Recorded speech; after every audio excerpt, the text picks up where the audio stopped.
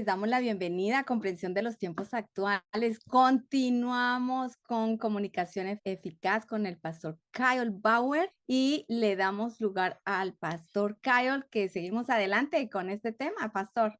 Muy buenos días todos. Vamos a comenzar con oración. Señor Jesús, te damos gracias por quien tú eres. Gracias por el regalo de tu Hijo. Gracias por el privilegio que tú nos has dado para anunciar y predicar acerca de la fe que tú nos has dado, del gran don de salvación que tú nos has regalado en Cristo Jesús. Señor, haz nuestras mentes hábiles y desarrolla este don de predicación en nosotros, en el nombre de Jesús. Amén. Muy buenos días.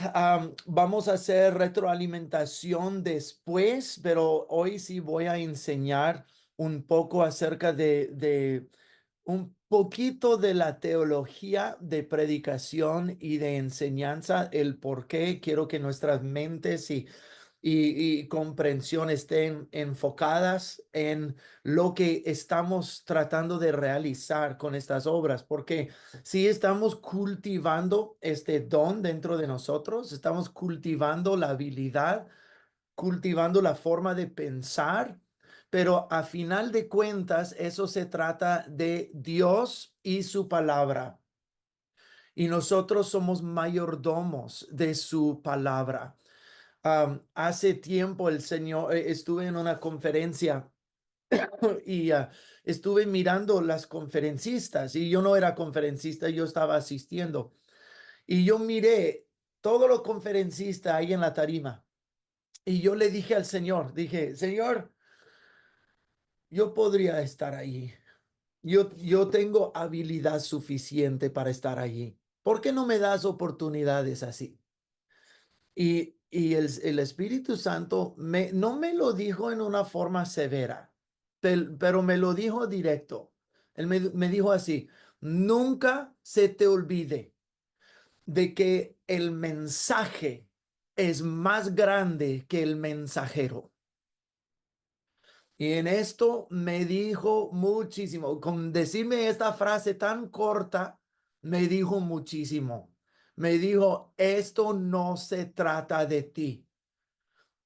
Yo puedo agarrar mensajeros en cualquier lado. Esto se trata de mí y el mensaje que tiene poder para salvar.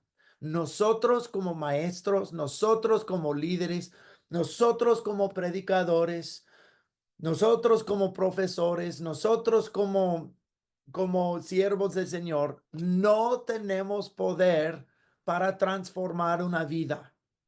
No lo tengo yo y no lo tienes tú, pero lo que tiene poder para transformar una vida es el mensaje del evangelio.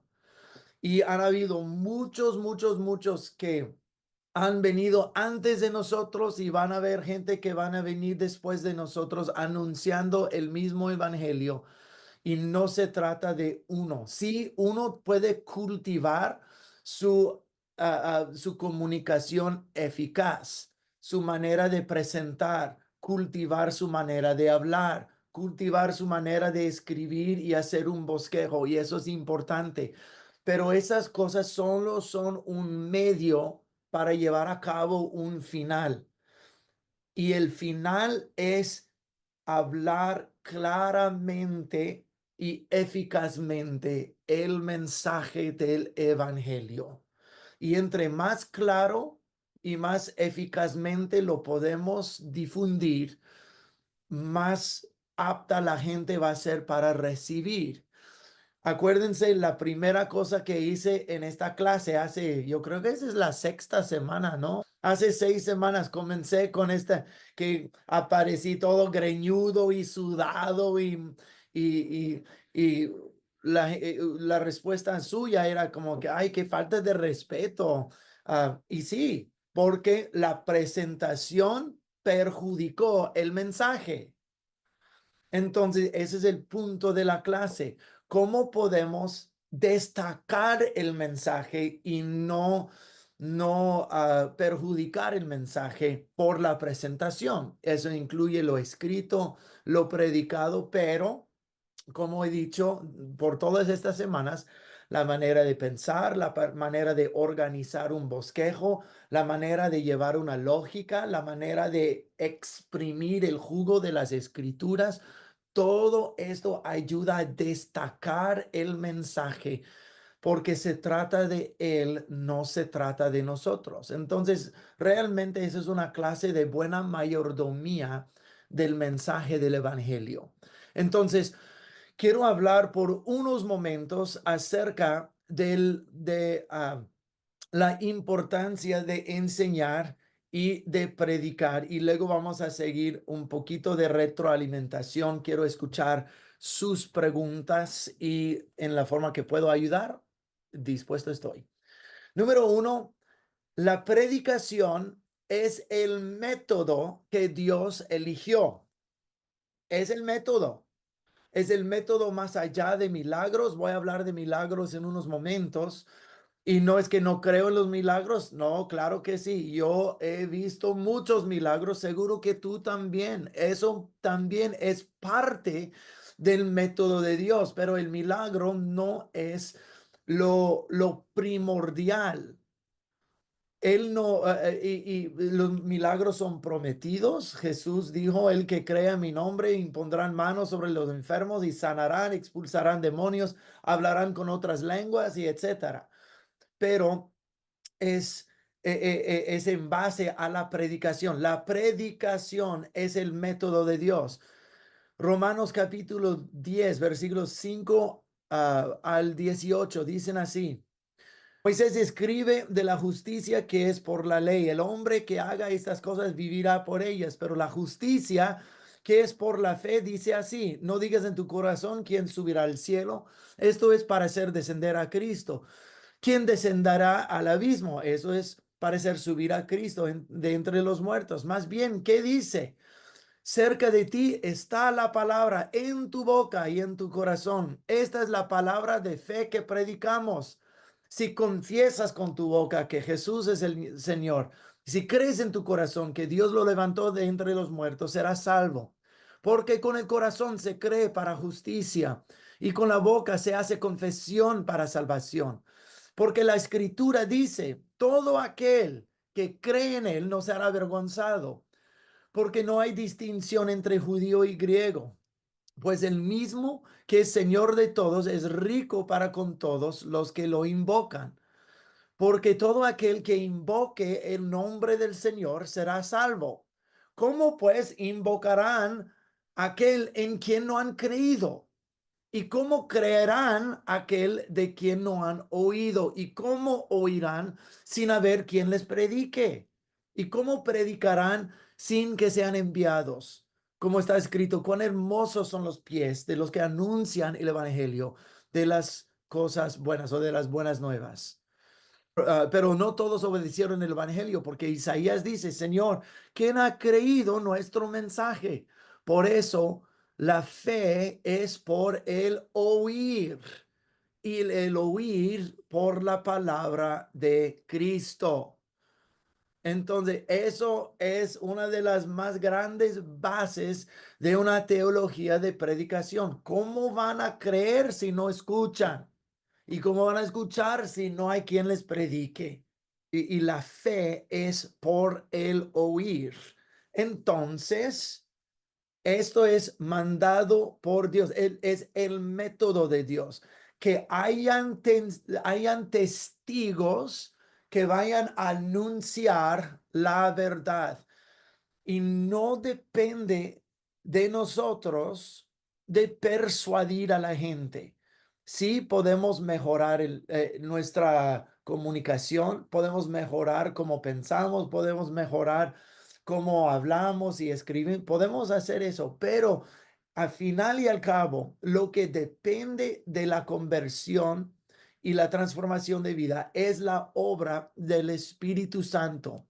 Y nosotros tenemos la promesa en Isaías 55 de que ninguna palabra enviada por el Señor regresará vacía, sino realizará la obra por la cual fue enviada. Entonces, es nuestro trabajo ser un testigo. Es nuestro trabajo anunciar. Y Dios promete que Él va a hacer la obra. Otra vez, ni tú ni yo somos capaces de transformar la vida, ni de salvar a nadie. Lo que nosotros hacemos es obedecer a Dios por anunciar. Proverbios 20:12 dice, el oído que oye y el ojo que ve, a ambos los hizo Dios. Se trata de oídos y ojos, tantos físicos como espirituales. Los oídos y los ojos son los dos sentidos que permiten dar forma a nuestro corazón o formar nuestro corazón y a nuestra mente. ¿Cómo ingresa cómo ingresa el mensaje? Por lo que escuchamos y por lo que vemos. Dios formó los dos. No soy transformado por, por el sentido del gusto, ni el olfato, ni del toque, pero el ojo y el oído. Entonces, la anunciación del evangelio, y también Dios permite ver su obra en cómo nos amamos y obras milagrosas también. Jesús vino predicando el evangelio del reino. Oídos. Jesús vino haciendo milagros. Ojos. Oídos y ojos. Dios ha creado los dos y esas son las cosas donde entra el mensaje, entra las cosas que van a transformar nuestras vidas. Entonces, y Jesús, su método de mayoría era la predicación.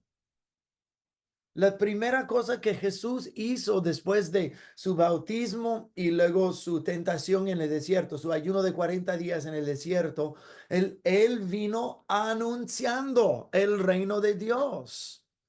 Y cuando había necesidad de poder milagroso, siempre estaba, pero siempre venía acompañado con predicación.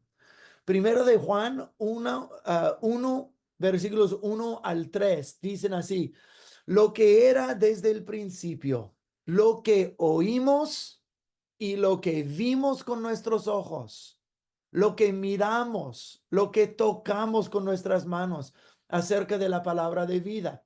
La vida fue manifestada y la hemos visto y damos testimonio de ella y proclamamos, dar testimonio, proclamar, predicación. Predicamos a ustedes la vida eterna que estaba con el Padre y que nos fue manifestada. Lo que hemos visto y oído también se lo anunciamos.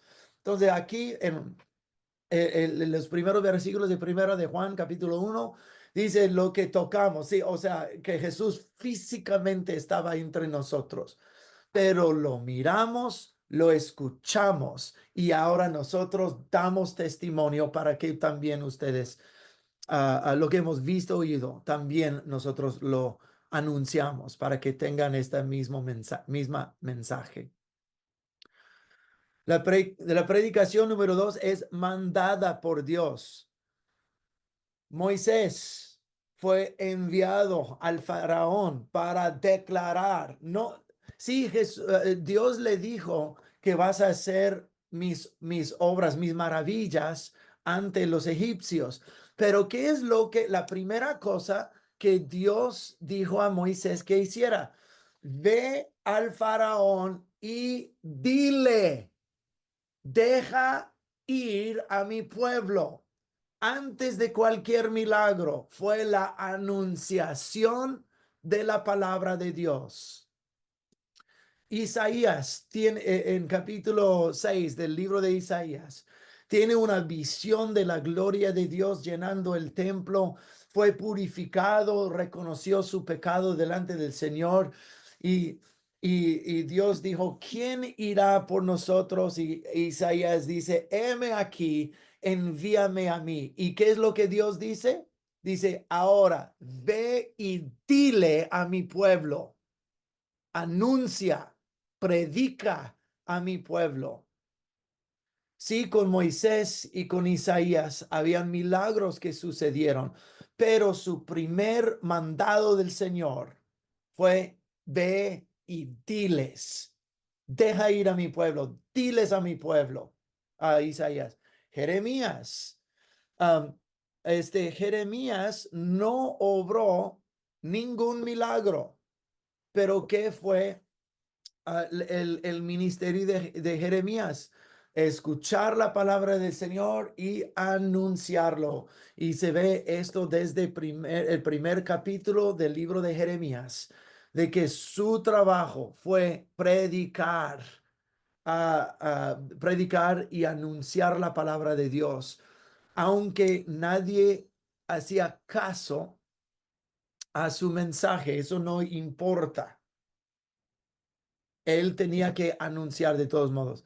Todos los profetas, digamos, Amós no era un profeta profesional, él era un pastor y tenía sus viñedos, sus arboledas de higos, y él era un agricultor, pero Dios le dijo, ve y anuncia, tanto como los otros profetas. Juan el Bautista nunca obró un milagro, pero es él la voz en el desierto clamando, preparen el camino para el Señor.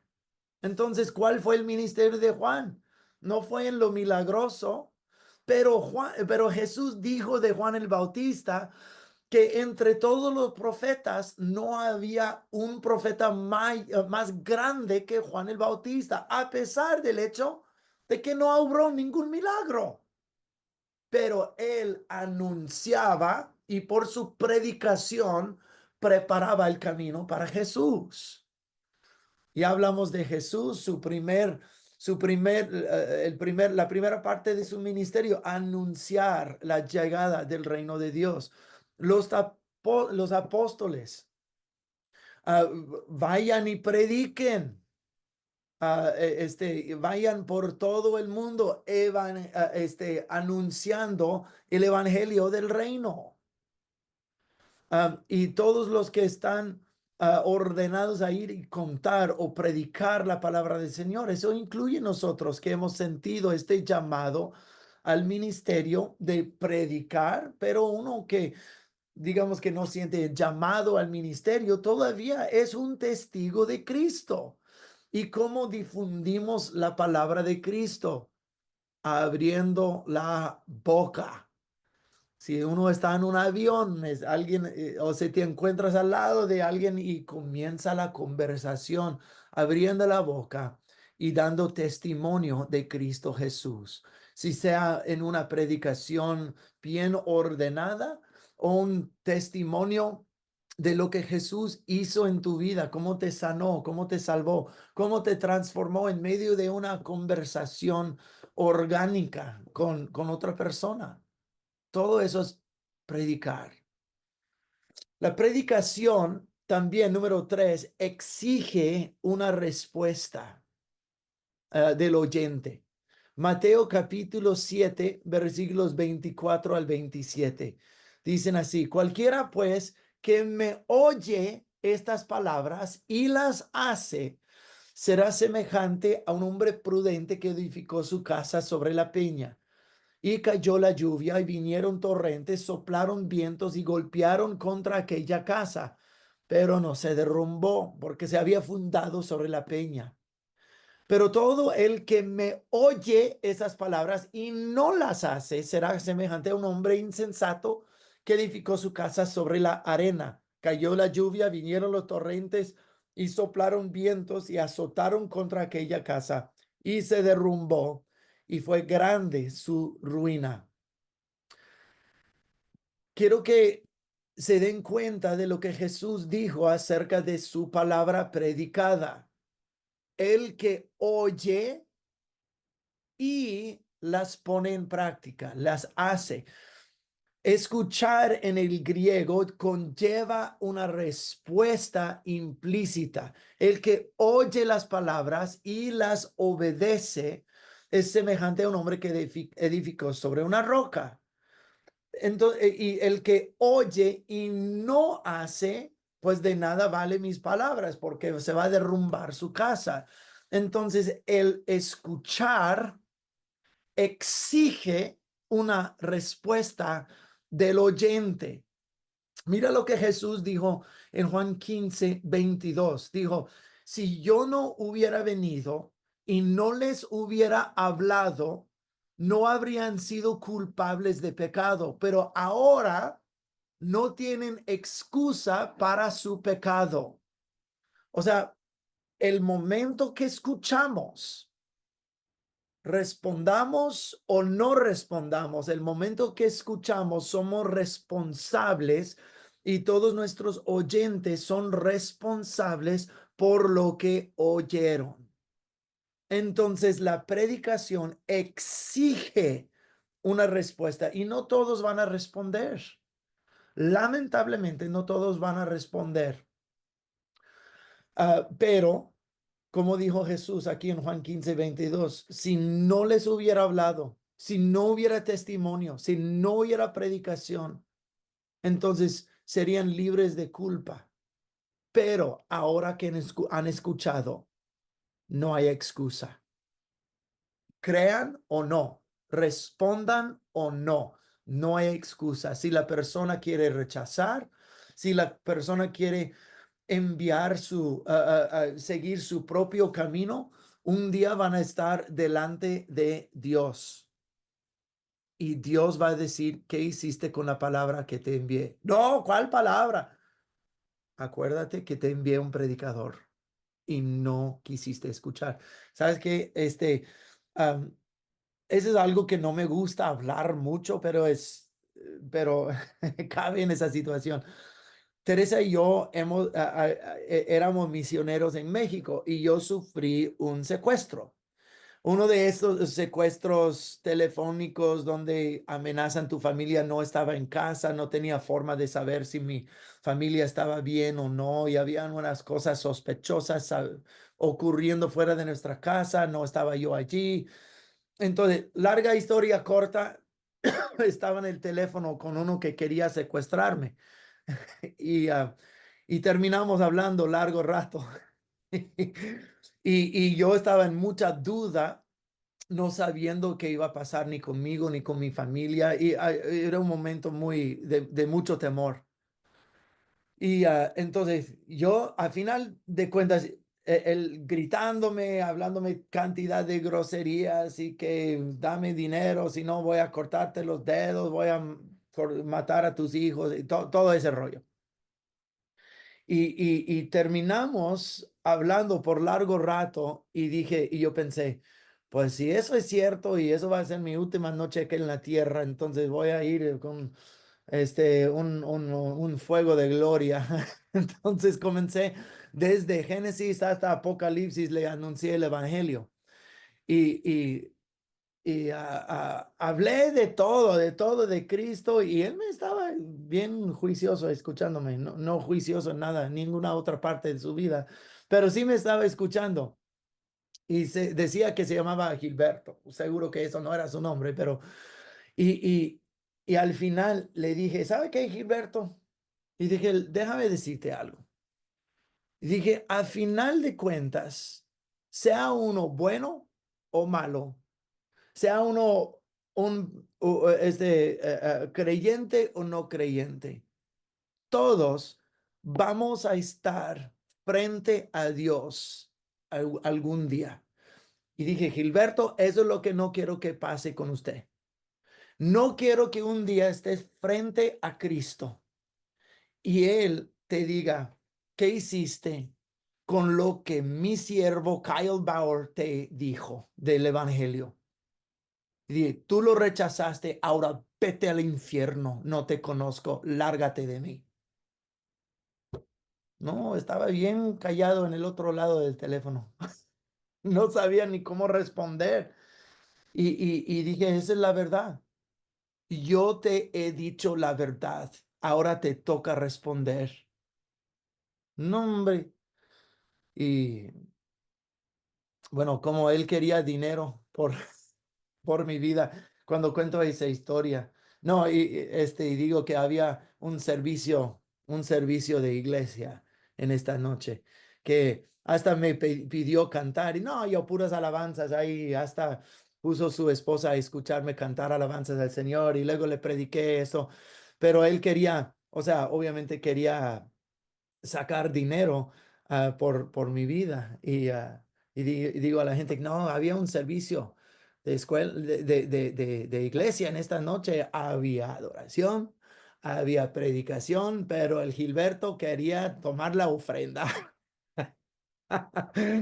Pero bueno, el Señor me libró y ese es otro cuento, pero Dios es bueno, pero la predicación exige una respuesta del oyente. Si respondan o no, exige la respuesta. Número 4, la predicación confronta y da convicción. No voy a demorar mucho ahí porque hace 2 o 3 semanas hablé de esto con Natán, el profeta Natán, con el rey David. Natán modeló una predicación profética. David cometió un grave pecado y el profeta predicador vino a confrontarlo con su predicación. Y hablamos de cómo Natán desarrolló su prédica con una parábola, pero David no sabía en el momento que era parábola. Puso el pecado de David en un contexto diferente, en forma de historia o parábola. David reconoció la terrible injusticia en la historia que Natán le contó. David lo vio, David lo entendió, reconoció la necesidad de corrección y se agitó. Y Natán luego en la predicación le señaló, tú eres este hombre. Esto es lo que hace una predicación, pero no solamente una predicación profética. Yo estoy muy consciente que cada vez que yo subo a predicar, no solo estoy dando una lección bíblica, sino estoy profetizando a mi congregación. Cada vez que yo subo, cuando yo predico, es con un filo profético.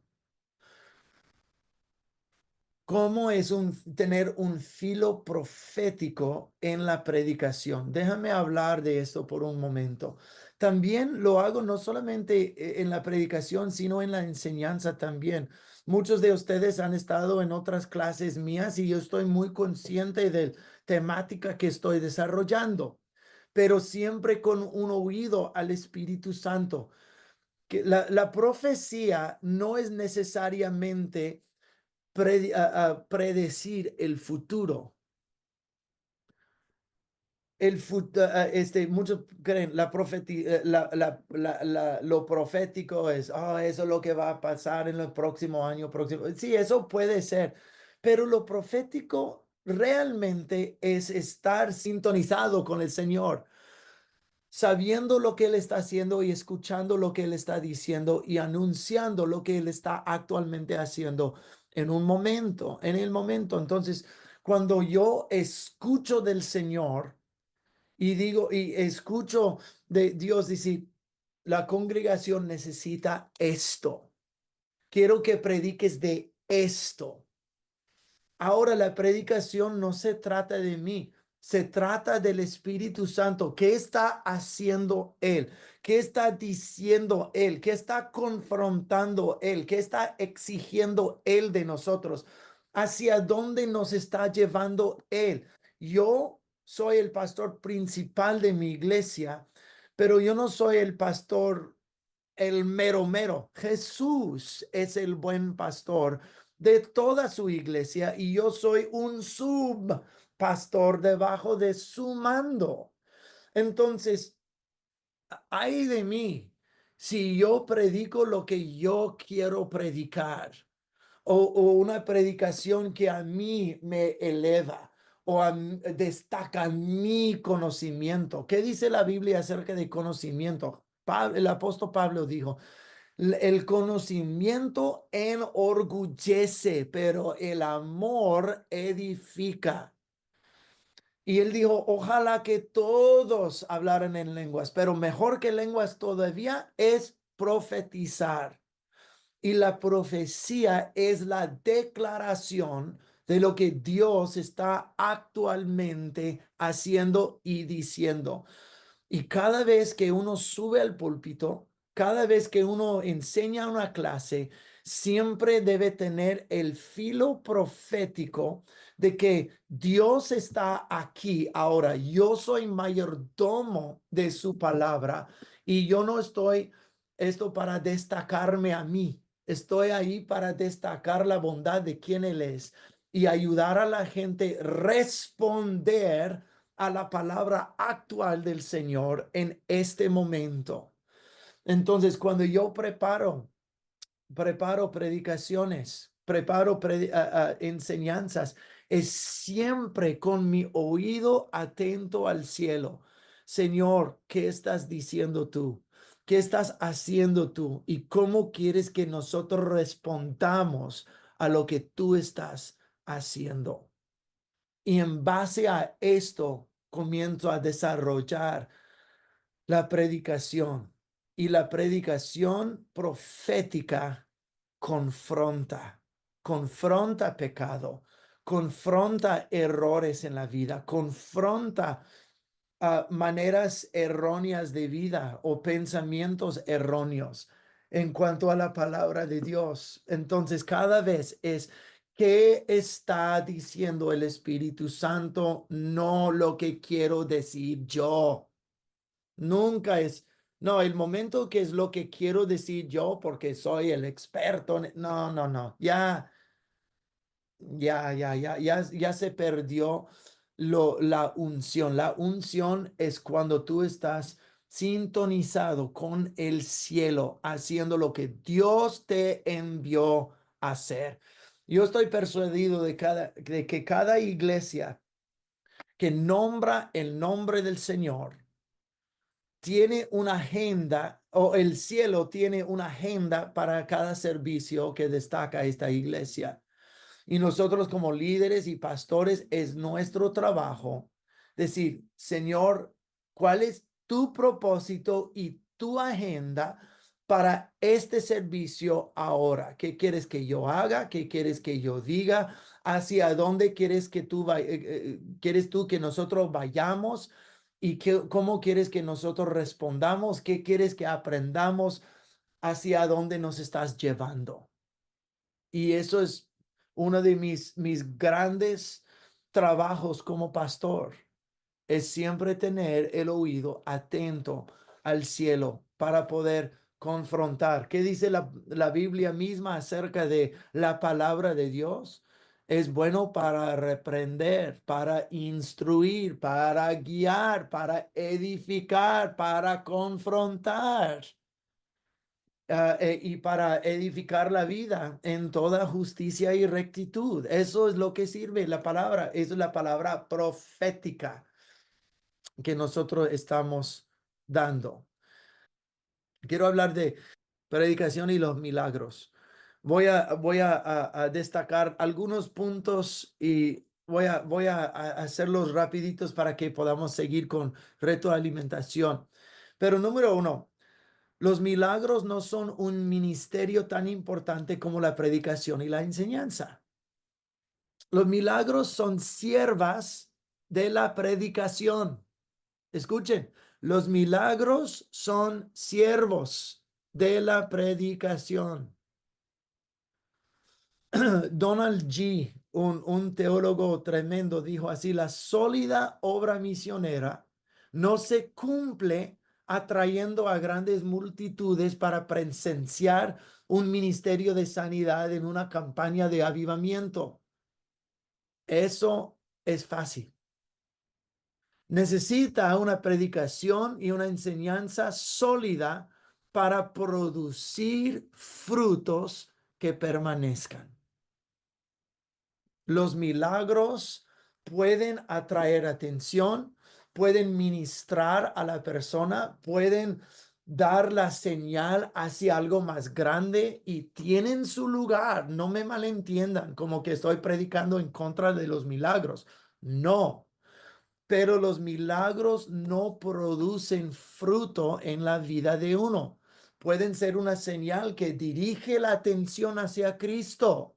Sí, pueden provocar a uno, pueden abrir los ojos de que una persona piense, wow, estuve equivocado. Eso es algo grande aquí, pero es la enseñanza y la predicación que da entendimiento, que confronta la vida errónea de vivir, que confronta el pecado y termina produciendo el fruto. Porque la predicación es destacar la palabra que necesita habitar ricamente en nosotros. Un milagro no hace eso, pero la enseñanza de la palabra da luz.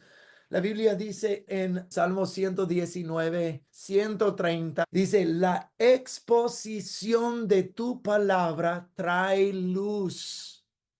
No dice los milagros traen luz, dice la exposición de tu palabra trae luz. Los milagros siguen los que creen en el nombre de Jesús. Entonces tiene que haber creencia y ya miramos en Romanos de que la fe viene por el oír y los milagros siguen los que creen. Entonces, los milagros han de seguir la comprensión e internalización de la palabra. Ahora, el ministerio milagroso. Los milagros nunca fueron el objetivo principal del ministerio de Jesús. Jesús predicaba y el poder de Dios siempre estaba disponible cuando lo hacía. Después de predicar, siempre ministraba milagrosamente a las multitudes. Pero otra vez, es la palabra que trae transformación. Jesús, además, nunca anduvo buscando personas para sanar. Nunca decía, mis manos están calientes hoy, ¿a quién sano? Nunca fue así. Nunca fue a quién, quién. Este, lo voy a sanar para que las multitudes se asombren. No, no, no. Él, su trabajo consistía en anunciar el reino de Dios y enseñar a sus discípulos. Y luego había poder milagroso. Número dos, los milagros no son el método de conocimiento de salvación. Ya destacamos eso un poquito en el punto pasado. ¿Cómo van a creer sin un predicador? Dice en Romanos 10. Cuando una iglesia, un avivamiento depende solo de milagros, depende de las manifestaciones con el factor sorpresa, mientras se ignora la enseñanza y la predicación sólida, este avivamiento está condenado a la inmadurez, al fracaso y el exceso y hasta a la interferencia demoníaca. Es la enseñanza y la exposición bíblica que nos arraiga en buena doctrina, nos arraiga en moderación y no el exceso, y nos arraiga en madurez que va a producir fruto en nuestra vida. Entonces, cuando la gente quiere ministrar, especialmente en el campo latino, y quiere imponer manos, ¿qué suele suceder? Ay, que recibe, que la gente se cae, que hay un argüende y hay un escándalo. Lo siento, pero la mayoría del tiempo eso no está arraigado en buena doctrina, en moderación o en buena práctica. Pero cuando hay exceso de emocionalismo, eso es porque no hay buena enseñanza. La buena enseñanza ayuda a la gente a arraigarse en el amor de Cristo, en la doctrina sana y en madurez. cuando no hay buena enseñanza, uno tiene que suplir la falta de enseñanza con exceso de emocionalismo y emocionalismo y experiencias. Y cuando uno no sabe, no, pues tenemos que experimentar, experimentar, experimentar, experimentar. Y eso lleva al exceso y lo siento, pero hasta puede abrir la palabra a lo demoníaco si uno no sabe bíblicamente lo que está haciendo. Por eso el emocionalismo y las experiencias no producen fruto, pero la exposición de la palabra trae luz. Lámpara es para mis pies tu palabra y lumbrera para mi camino. Lean Salmo 119. Cada versículo, que es el capítulo más largo de la Biblia, y si no me equivoco, 174 versículos. Cada versículo menos tres directamente mencionan la palabra de Dios. Sus estatutos, sus mandatos, su palabra, sus mandamientos, ah, ah, ah, y como seis o siete diferentes palabras que usa. Pero casi cada versículo en Salmo 119 destaca explícitamente la palabra de Dios. Eso nos ha de dar una comprensión más profunda acerca del poder de la palabra de Dios y la necesidad de la palabra de Dios. Número tres, los milagros no garantizan la fe ni la madurez espiritual. Los fariseos vieron los milagros de Jesús y aún así lo crucificaron. Los israelitas miraron las 10 plagas en Egipto, miraron al mar rojo abrirse, miraron el fuego de Dios en Monte Sinaí y sin embargo 90 días después estaban adorando al becerro de oro. Literalmente 90 días después de ver milagros, literalmente todos los días. Los milagros más espectaculares en la historia humana. Las plagas sobre Egipto, el mar rojo, maná del cielo, la teofanía de Dios en el monte de Sinaí y 90 días después están adorando el becerro de oro. Los milagros no garantizan la fe ni garantizan la madurez espiritual. Por eso Jesús dice en Mateo capítulo 7, habrán muchos que en aquel día me dicen, Señor, Señor, no hicimos tantas cosas en tu nombre, profetizamos, hicimos milagro, expulsamos demonios en tu nombre. Dice, pero no te conozco. Wow. Tengo un amigo que es un filigrés en mi congregación, un hombre que ama al Señor y es un buenísimo hombre y lo quiero mucho, pero él en su juventud llevaba años, él viajaba con un profeta muy conocido y él trabajaba con él, viajaba con él y hasta junto con él funcionaba en lo sobrenatural. Y profetizaba, hacía milagros y cuando ya era un poquito mayor de ser un adulto, él se dio un clavado al mundo y entró con toda fuerza al mundo, abandonando a todo lo que había visto y entendido. Y él regresó al Señor y yo tomé un mes entero con él en las mañanas y hablamos de estas cosas. Y yo le dije, mira, tú funcionas en lo profético, en los milagros, en la sanidad. Y dije, dime tú, ¿por qué entonces pudiste abandonar eso tan fácil y entrar en el mundo? Y hablamos un rato y dijo algunas cosas, pero dije, déjame decirte porque funcionaste en lo milagroso, pero nunca hubo transformación en tu vida. No conocías la palabra y aún así comencé a destacar cosas de la Biblia con él en nuestro tiempo personal.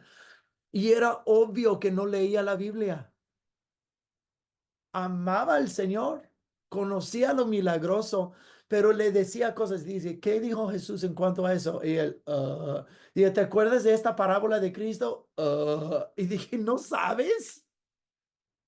Wow. Digo, él trabajaba en lo milagroso, pero nunca había transformación ni madurez espiritual en su vida. No conocía la palabra de Dios.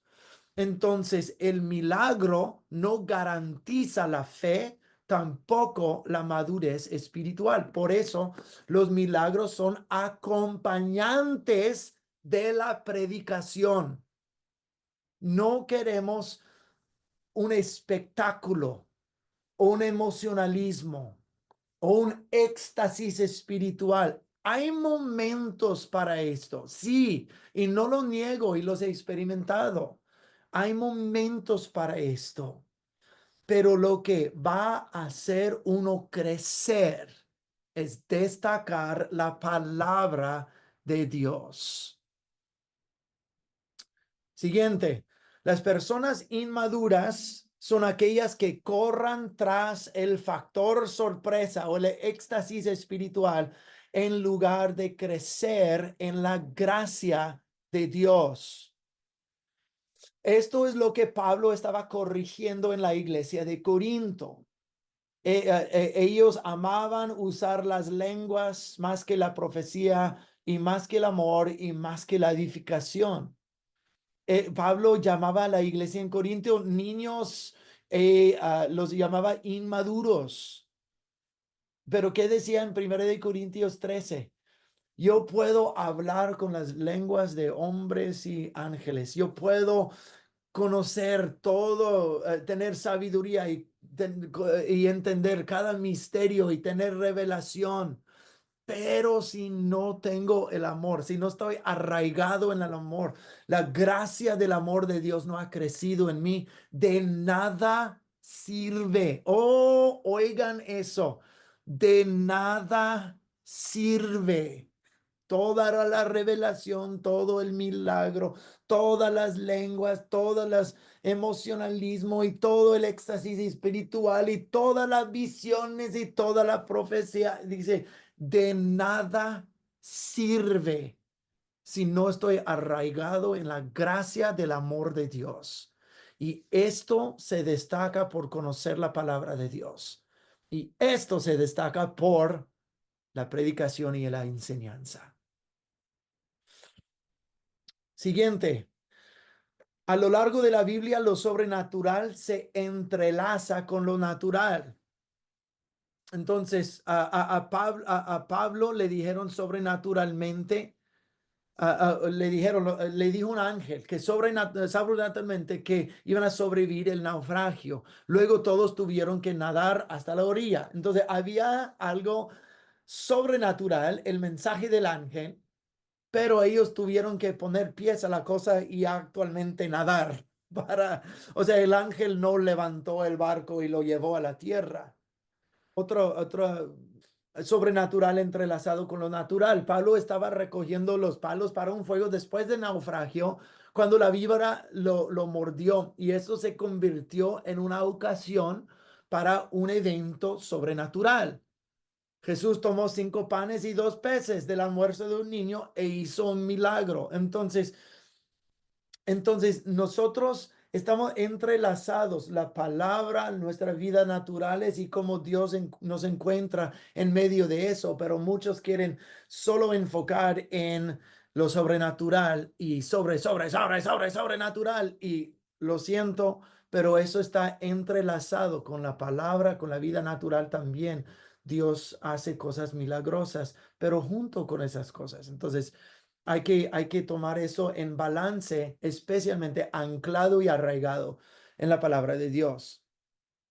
La predicación es la demostración del poder de Dios. Alguien necesita dejar esto marinar ahí.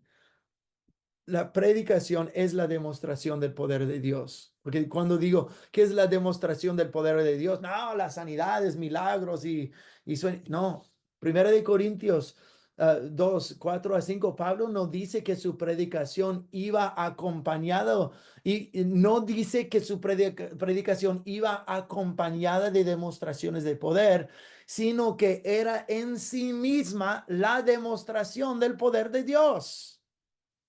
Cuando se predica, el Espíritu Santo está trabajando en el poder de Dios.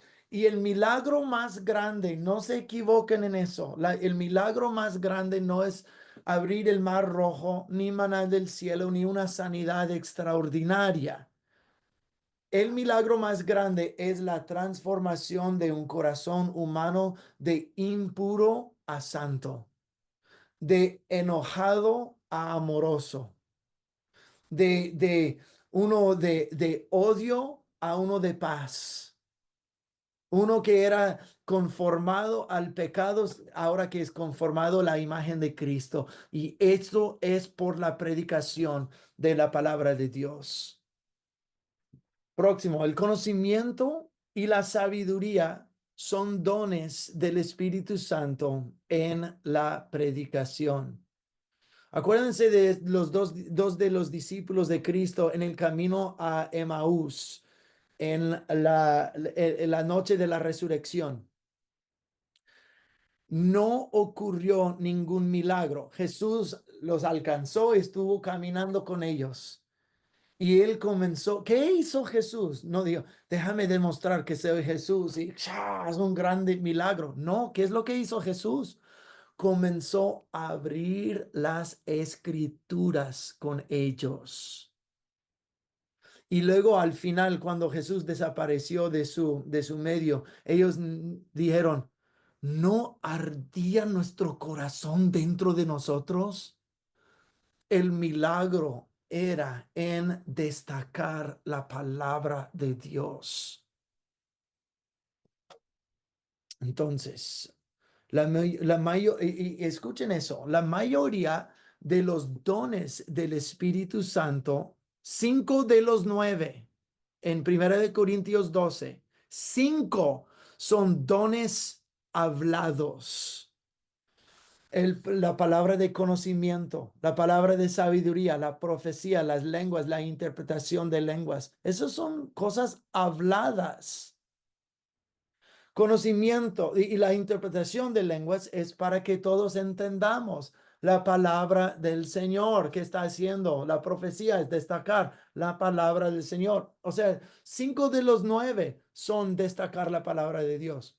La predicación no se basa en la sabiduría humana, sino en el poder de Dios. Miren, 1 Corintios 1 habla de eso, Proverbios 3. Proverbios 3, 5 al 7. Uf, vamos a leer eso.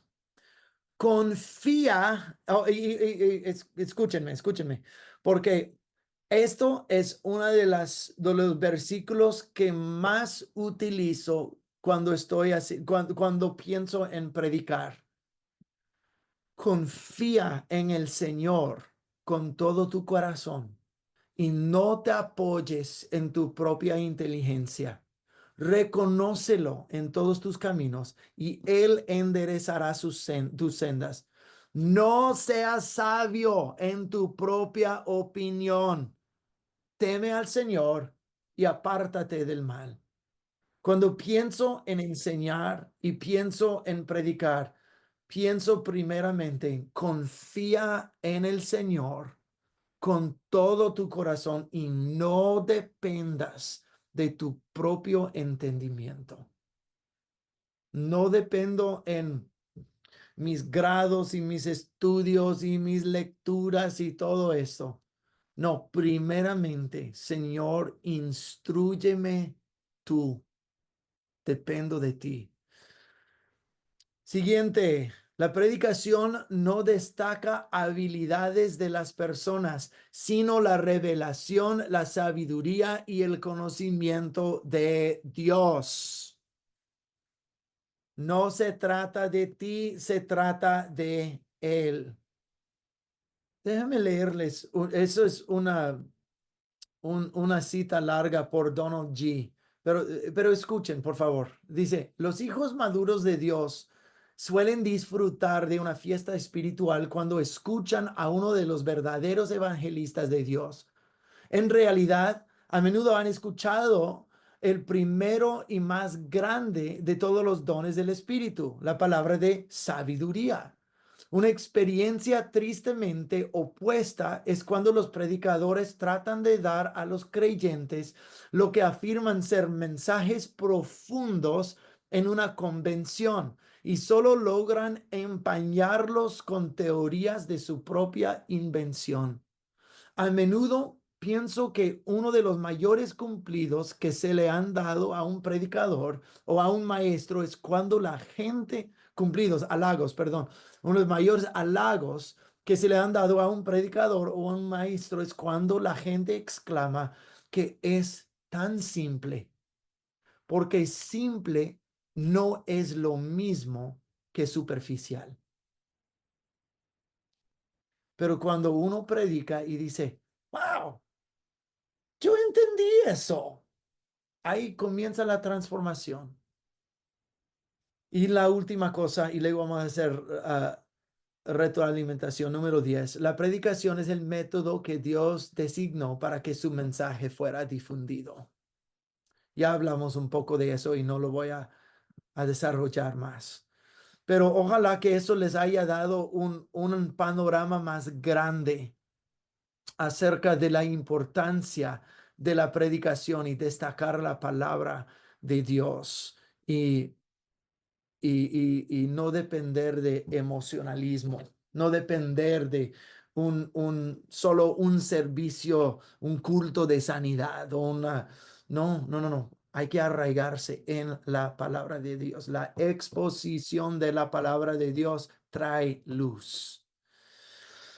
Ok, vamos a hacer retroalimentación por los próximos minutos. Vamos a cambiar velocidades aquí y entrar en la retroalimentación.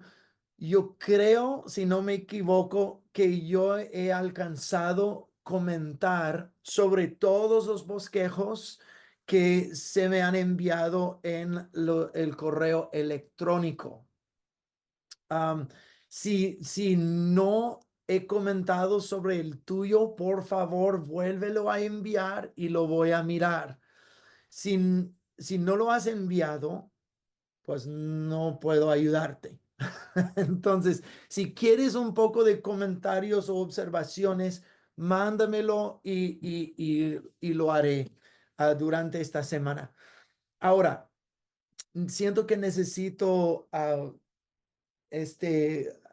dar un poco de clarificación en el escrito. El escrito no es un bosquejo.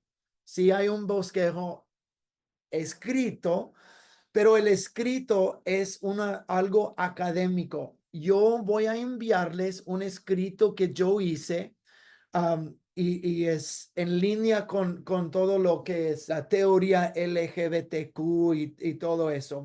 Tuve que anteriormente en el año estudiar y escribir sobre ese tema. Y ese es uno de los escritos que yo hice. Ahora es de 15 páginas. El tuyo va a ser de 5 páginas. Necesito crear un bosquejo para que puedan mirar el paquete, el bosquejo y cómo escribí y llené el bosquejo. Y entonces el escrito no es el bosquejo, es todo lo que vas a decir en mano larga. O sea, todo escrito, todos tus puntos escritos, como si estuvieras escribiendo palabra por palabra tus predicaciones. Pero tomen en cuenta que cuando estás escribiendo es diferente a la manera que tú hablas. Nosotros hablamos en modismos, hablamos en cosas que no se lee en un libro. Tienes que hallar una manera más académica, una manera más refinada de decirle para que el lector pueda entender. que no puedes escribir de la misma forma que hablas. O sea, un mexicanismo que aprendí de mi esposa que significa aquí mando yo, ¿verdad? Es aquí mis chicharrones truenan, aquí. O sea, aquí mando yo. Es eso. Mira, si estás escribiendo, si quieres decirlo hablado, ok. Si estoy hablando con mi amigo, ok. Pero si estoy haciendo un escrito, no uses esos modismos. Cuando estás escribiendo, tienes que recordar, hazlo fácil para tus lectores. O sea, yo, para mí, hazlo fácil para entenderse. Hay una señora que escribió algo para nuestra iglesia y cómo esta señora me hizo trabajar. Habló como rompecabezas, habló en adivinanzas, habló en metáforas y parábolas que como lector estoy tratando de leer y diciendo, cada línea tuve que detenerme y pensar, ¿qué está tratando de decir? Luego, siguiente línea, ay, ¿qué está tratando de decir? No, si haces esto, el lector se va a desesperar y va a decir, no puedo leer eso. Me hace trabajar demasiado fuerte para poderle entender. Entonces, como acabamos de decir, simple no significa superficial. Entonces, puedes simplificar, puedes desarrollar tu pensamiento en una forma entendible. Eso requiere buena puntuación, usar bien las comas, usar bien los puntos, destacar diferentes párrafos, hacer buena puntuación. Acuérdense, cada párrafo destaca otro pensamiento. Entonces, no corras todos los pensamientos juntos porque el lector se va a dar vueltas y decir, ay, ay, ay, no entiendo. O es difícil de entender. Entonces, punto uno, un párrafo. Siguiente punto para desarrollarlo, otro párrafo. Siguiente punto, otro párrafo. ¿Ok? En algunos de los bosquejos, am, para algunas personas hicieron una introducción, la introducción de todo un párrafo que era una sola oración, sin puntos, sino hasta el final. Y estaban corriendo pensamiento tras pensamiento tras pensamiento, todos juntos, todos, ¡pum!, apachurrados juntos. Y para el lector es, me estás haciendo trabajar, ¿qué está tratando de decir? ¿Qué está tratando de decir? Entonces, creo que la semana entrante podemos hablar un poco más cómo escribir, pero hoy día voy a enviar un escrito, una muestra de uno de mis escritos con el bosquejo para que vean la diferencia, cómo uno habla y cómo uno debe de escribir. ¿Ok? ¿Me están comprendiendo aquí en comprensión? Muy bien. Ok, un poco de retroalimentación por unos minutitos. Algunas preguntas acerca de los bosquejos o los escritos o las predicaciones que van a hacer. Algunas dudas, algunas observaciones. Esto es su momento. Ok. Tengo una pregunta. Cuando estás hablando de párrafos, solo para aclarar con todos, por ejemplo, entonces ahí está el bosquejo, está el subtítulo. Ese subtítulo puede tener otros subtítulos, ¿sí? Pero puede haber uno, dos o tres párrafos por cada subtítulo, dependiendo cuánta Sí. información tenga. Pero la idea es que cada párrafo tiene una idea, otro párrafo tiene otra idea, otro párrafo tiene otra idea. Ujú. Esa es la idea, porque a veces como mezclamos todo y en un párrafo metemos varias ideas, o sea, una idea que se desarrolla en un párrafo, otra idea que se desarrolla en otro párrafo, otra idea que se desarrolla en otro párrafo, ¿cierto? Sí. Y van a ver esto en el escrito que vamos a enviar. Van a ver esto.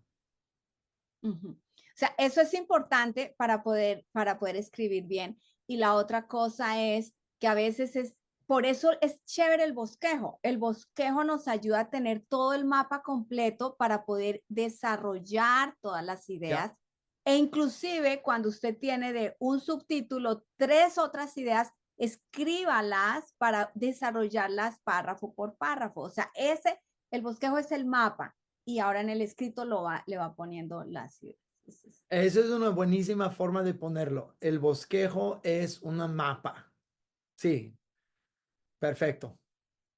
Ok, que eso quede claro. No estoy negando milagros. Yo he experimentado personalmente milagros. Dios ha hecho milagros a través de mí. Ha hecho milagros a través de gente en nuestra iglesia. He visto sanidades, seguro que tú también. Esto es prometido en la Biblia. Lo que estoy diciendo es que esto no es el ministerio primordial, porque esto no necesariamente produce frutos y madurez. ¿Y qué es lo que Jesús más está buscando en la vida de uno? No está buscando milagros, está buscando fruto y fruto duradero. ¿Y cómo se hace fruto duradero en uno? Es por la enseñanza de la palabra de Dios. Entonces, lo que estoy diciendo es que lo primordial es la palabra de Dios en nuestras vidas. Pero Jesús promete, estas señales seguirán a los que creen en mi nombre. Impondrán manos sobre los enfermos, hablarán en lenguas. Entonces, el milagro es algo que se debe de esperar. Se debe de funcionar en tu vida y en tu iglesia. Es algo, parte de los dones del Espíritu Santo, la sanidad y el milagro, discernimiento de espíritus. Esas son cosas milagrosas que debemos de esperar. Se ve eso en el ministerio de Jesús, se ve esto a lo largo del libro de los Hechos. Entonces, no lo estoy negando, tampoco lo estoy disminuyendo, pero estoy colocándolo en su lugar debido.